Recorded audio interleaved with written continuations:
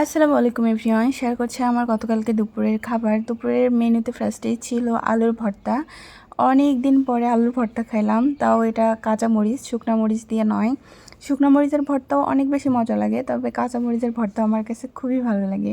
এরপরে ছিল মুখি কচু দিয়ে রান্না করা হয়েছিল ছোট মাছ।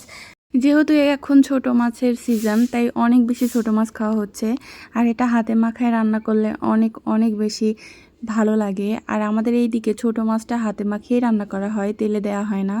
এরপরে ছিল কাচকি মাছ রান্না করা হয়েছিল আলু দিয়ে চচ্চড়ি, বেশি বেশি ঝাল ঝাল করে। দেন লাস্টলি ছিল এখানে হাঁসের মাংস, যেটা আলু দিয়ে ভুনা করা হয়েছিল।